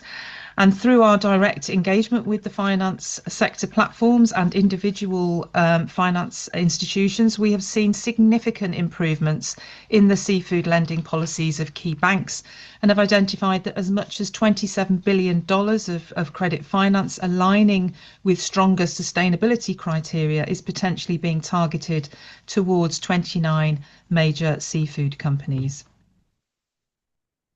And while financiers can take action themselves to redirect finance away from harmful practices, directing private sector finance towards the sustainable blue economy will require several critical enabling conditions to be addressed. And this is because the ocean is really considered to be a high-risk investment environment, not least because of regulatory gaps and inconsistencies, significant data gaps, capacity challenges, complex tenure arrangements, lack of transparency, and limited capacity to monitor, control, and survey huge tracts of the ocean. And these are all big issues for the finance sector.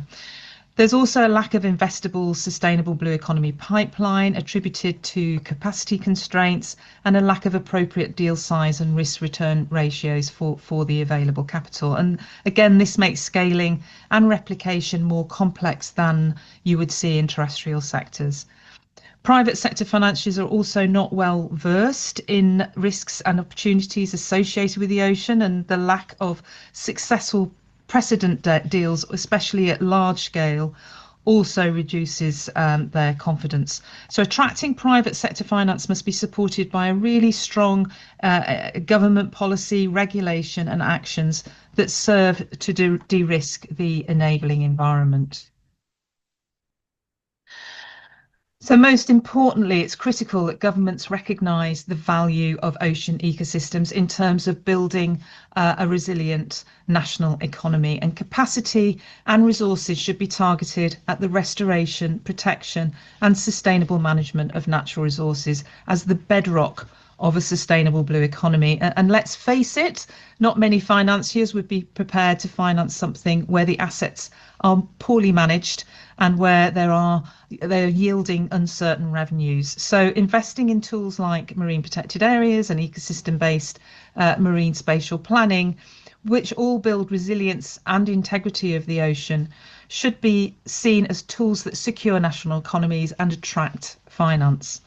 Having a commonly agreed integrated ecosystem-based vision and a plan in place is critical, placing ocean health as the primary objective of that plan. And it must also come hand in hand with integrated multi-stakeholder governance to deliver that plan. For example, a decision to protect a particular coral reef by one ministry could be superseded by a decision to develop a port by another. And this is not uncommon. And again, this creates risk to who might be considering, any private sector that might be considering investing in a tourism company that perhaps relies on the coral reef for some of its income. Strong regulation, including positive incentives and disincentives, can also create a level playing field, ensuring that actors wanting to move towards a sustainable blue economy are not being disadvantaged. And in addition, national policies that secure tenure and establish robust enforcement mechanisms all contribute to building confidence and strengthening private sector finance interests. And the finance sector also relies on good data, information and evidence. So national budgets should really incorporate targeted research, data frameworks and infrastructure to support the best financial decisions. To address the significant capacity challenges in the blue space, creating accelerator and incubation services and developing technical assistance programs should all play a pivotal role to strengthen capacities and develop a pipeline of investable projects. And by placing a strong focus on the enabling environment, countries will essentially be sending out strong signals to the finance sector that the assets are well governed and that there are systems in place to manage, monitor and report on large-scale financing. For example, in the case of the Seychelles, high-level national commitments and a strong blue economy roadmap were considered to be critical to the adoption of the blue bond and the debt for nature swap. The newly launched high-level panel Sustainable Ocean Handbook provides a clear suite of recommendations and steps for governments on the best practice for delivery of and financing of a sustainable ocean plan, and is definitely a useful guide to refer to and is showed on this slide. Final slide. I just wanted to end by highlighting the importance of social justice and equity frameworks within the sustainable blue economy, not least because of the social pillar of the blue economy is undoubtedly the least developed, and it's crucial that the transition to a sustainable blue economy is delivered at all levels. Not least because of the significant contribution of coastal communities to local economies and their substantive and largely unpaid role as coastal ecosystem stewards. However, these roles are rarely formalised and are largely reliant on grant funding through NGOs and CSOs, and this is becoming quite precarious now, given the significant and increasing finance gap within ocean conservation. As such, it's critical that we find ways to empower coastal communities to enable them to fill these roles, as well as develop and transition towards a climate resilient and sustainable blue economy. And again, one of the biggest challenges that coastal communities face is access to affordable finance. So recognising that existing incubators and accelerators tend to be more focused on high growth sectors, WWF have been piloting a blue venture builder in the Southwest Indian Ocean to specifically focus on small scale coastal communities, with the aim of bridging the gap between grant-based projects to revenue generating sustainable enterprises. And we're now testing this approach in 3 African countries, Tanzania, Mozambique and Madagascar, and have identified 35 potential income generating or cost saving sustainable blue economy opportunities. Technical and capacity building support, as well as investment support is also being provided to help refine investment cases and build compelling propositions to attract seed investment. We're also looking to strengthen locally sourced forms of debt financing, including microfinance, by assisting local commercial and development banks in understanding the risks and opportunities associated with sustainable blue economy projects. So there's no doubt that this will all be very challenging and many factors need to be addressed, but this is an important start to ensure that the key custodians of our coastal ecosystems are able to secure the finance needed to support their transition to a sustainable blue economy. And needless to say, there's no real silver bullet to attracting finance into such a high-risk landscape. But if we are to reach our global ocean biodiversity, climate and sustainable development targets, it's absolutely critical that sustainable ocean finance from all sources, including climate finance, is significantly scaled and also recognises the pivotal role of coastal communities in securing a resilient, climate safe and sustainable blue economy. Thank you very much. Thank you, Miss Louise, for that presentation, even though she's not here, but it was definitely a very insightful session. So now we would like to move on to the next section, which is the Industry Pavilion by the World Bank. So please let us welcome Dr. Muthukumara Mani, Lead Environmental Economist for the Southeast Asia region of the World Bank, who will be giving his remarks. Please join us in warmly welcoming him to give the remarks. Thank you so much for inviting me to this interesting session. Let me share my slides here. I'm going to talk about blue economy as a future growth pillar for Malaysia, building on what the previous speaker spoke about in terms of in the general context of the importance of blue economy.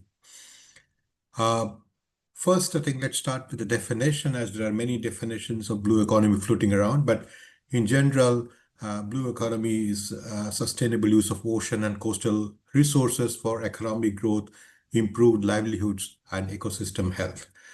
So before we start talking about what blue economy can do for Malaysia, I think it'll be good to take a look at what other countries have done as a kind of successful cases where countries have made good use of the blue resources. Norway being one, which of course has made an excellent use of its blue resources in terms of fisheries, aquaculture, and now more recently offshore wind for exports and energy.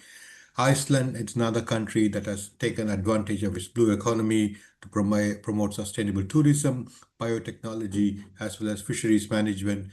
And we also have examples of Mauritius and Seychelles, which have done an excellent job of balancing between conservation and economic growth.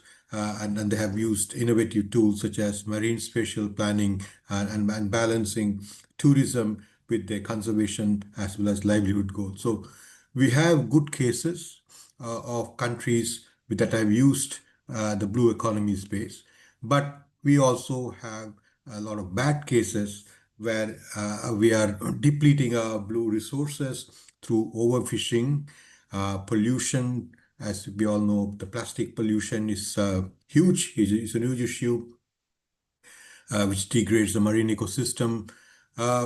Frequent conflicts between economic use and conservation. We want to build resorts, we want to build hotels. At the same time, we also want to conserve our precious blue resources. And above all, of course, climate change impacts are changing the game in terms of rising sea levels, extreme weather, ocean warming, and so on and so forth, that is putting our blue resources at risk. So clearly, while there are some good cases, but the blue economy is at risk because not of climate change and, of course, poor governance and economic growth in many countries. But I think the key takeaway should be that countries are leveraging blue resources for growth and jobs, while at the same time they need to address environmental and governance challenges.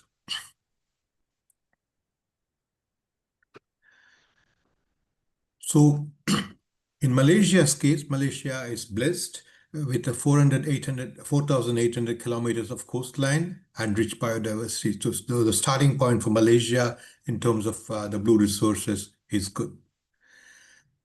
And blue economy can potentially be as a source of growth, jobs, and sustainability as Malaysia aspires to become a high-income economy within the next 5 years. Sustainable use of marine and coastal resources also is aligned well with the Malaysia's 12th plan, potential 13th plan, NETR, and Sustainable Development Goal. And so overall, Malaysia has an incredible opportunity to take advantage of its blue resources as a pathway towards inclusive, resilient, and low-carbon growth. So that's why we want to call Malaysia's oceans the next best economic frontier, because we all know that Malaysia has done exceedingly well for the last 2 or 3 decades, transitioning from a poor agrarian economy to a manufacturing powerhouse, from a low-income economy to middle income to upper middle income within a generation, and with dramatic results in terms of reduced poverty, increased creation of millions of jobs, and Malaysia is almost on the cusp of becoming a high-income economy. So the land resources have really done a good job. Now, potentially, as Malaysia aspires to become high income and move forward, I think ocean could be the next best frontier. Oceans have always been important for Malaysia. 90% of Malaysia's trade moves by sea, so therefore ports become a backbone of Malaysia's competitiveness. Marine tourism itself generates about 2 million jobs. It's a major driver for Sabah and Sarawak. Fisheries and aquaculture have been an important source of food security and livelihoods, and it is projected that blue industries are expected to grow twice as fast as the wider economy by 2030. So clearly, it is in Malaysia's interest to maintain healthy oceans as a source of economic growth, livelihood, at the same time maintaining sustainability. I would like to focus especially on jobs. Clearly, as you may all know, the World Bank's current focus is on jobs as a way for people to get out of poverty. And clearly, development has to generate jobs as billions of new generation of people are going to come into the job market in the next year. So it's really important to make sure that the youth are provided opportunities. In Malaysia's case, blue economy has been an important source of jobs. 1.5 million livelihoods are tied to marine and coastal activities, and there is a potential to create more than 200,000 jobs by 2030 in clean ports, renewable energy, and tourism. At the same time, it's really important, as the previous speaker mentioned, that it's important to make sure that the growth in the blue sectors are also inclusive. So we need to empower, for example, more women, small-scale fishers. We need to make sure that we also create enough blue-collar jobs to restore coast and ecosystems. We build skills at the same time in marine tech and ocean data and logistics to create the white-collar or high-level jobs as well. So clearly, while the blue economy has delivered on the job front, and it will continue to deliver, but then we need to take action in order to kind of, in terms of upskilling at the high end, and also in terms of being inclusive at the low end by bringing in women and more blue-collar jobs into the sector. So clearly, blue economy in that sense will not only deliver on growth, but also deliver on jobs. While we look at the blue economy and potential for growth, we should not forget that that blue ecosystems are fundamental for economic growth. What has happened over the years is that we have exploited the blue resources at the cost of the blue ecosystems. Mangroves, coral reefs, seagrasses that protect our coasts and store carbon have been destroyed at the cost of building hotels, building resorts, building industries, factories through our shipping lines, and so on and so forth. And clearly, if we destroy our blue ecosystem, obviously we will not be able to sustain our blue economy, and along with it will go the growth and the jobs that potentially it can create. So clearly, we need to understand that natural capital, which actually underpins GDP, needs to be recognized, and also that fact that economic progress, competitiveness, export, tourism revenue, all that underpin Malaysia's economy are pretty much dependent on natural capital. So it's important that the blue ecosystems are adequately protected for, because degradation means economic loss. Sustainability, on the other hand, will promote long-term economic prosperity. Managing this coastal marine ecosystem, therefore, is important, and it's for both for jobs and for maintaining a sustainable economy, and also for sustaining the economic growth that Malaysia enjoyed over the last 2 or 3 decades. When the ecosystem thrives, then obviously the economy will also thrive along with it. The biggest challenge that we have been facing in the blue economy space, I would say to some extent also in the green economy space, of course, is the financing. Because much of the financing has to come from the private sector, given the constrained fiscal resources that the governments are faced with, especially after COVID and the rebuilding of some of the economies. So the critical challenge, of course, is how does one unlock private capital? The biggest challenge, of course, is that the nature of some of the blue projects are different from the traditional projects. And so it's very difficult. It's been a very difficult to challenge financial resources towards blue sector projects because much of the traditional projects or traditional financial sector resources tend to go towards real estate, construction, basically, or manufacturing, which are being traditional activities, investment activities. On the other hand, projects that support blue economy or even green economy have much longer gestation periods. Their rate of returns are not adequately estimated, and so therefore we have not been very successful in attracting private capital into the blue economy. But we are seeing some change. For example, blue bonds are becoming more common, just as green bonds to fund conservation, aquaculture, and resilience. And we have some good global examples in Seychelles and Fiji that show that there is demand for these ocean-linked instruments such as blue bonds. Therefore, there is an opportunity. Malaysia's financial system, which is fairly sophisticated, can actually expand on the ESG and green financing framework to include blue projects. Blue taxonomy could be developed in order to promote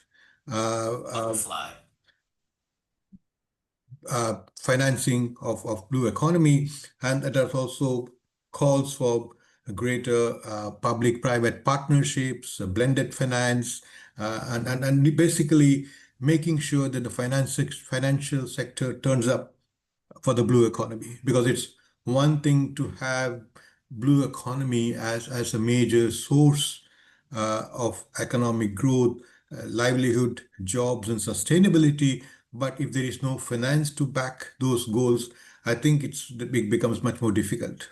So the financial sector and bringing in the banks, the non-bank financial institutions to this picture, and then using innovative instruments such as blue bonds and other similar blended finance is exceedingly important to make sure that we are able to sustain the growth of the blue economy. So going forward, what is it that we need to do to make sure that Malaysia, which is blessed with huge coastal resources, potentially its next economic frontier, how do we make use of that? I think it's really important for Malaysia to, for example, have a national blue economy framework that links growth, jobs, nature, and finance. And that's really critical to kind of come up with a blueprint and so that we can implement a national blue economy framework. Secondly, much of development has resulted in destruction of marine and coastal ecosystems. So it's really important to strengthen marine governance and spatial planning, because a lot of times what happens, of course, is that we have conflicting or we have different sectors competing for the same marine resources, and unless we have tools like the marine spatial planning, it really becomes a kind of tragedy of the commons, where the different sectors come in and they all play an active role in destruction of marine and coastal resources. So clearly, marine governance in terms of making sure that we enforce and implement laws, and then of course marine spatial planning are going to be critical tools going forward. Nature-based solutions, again, one cannot underemphasize, especially in the context of climate change and an increased frequency and intensity of flooding events. Malaysia, as we all know, is extremely prone to flooding.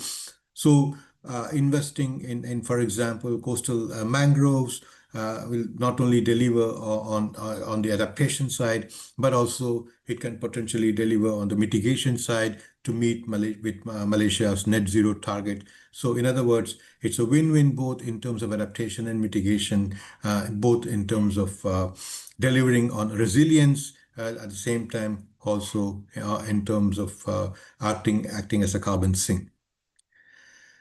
Again, as we all know, these are common resources.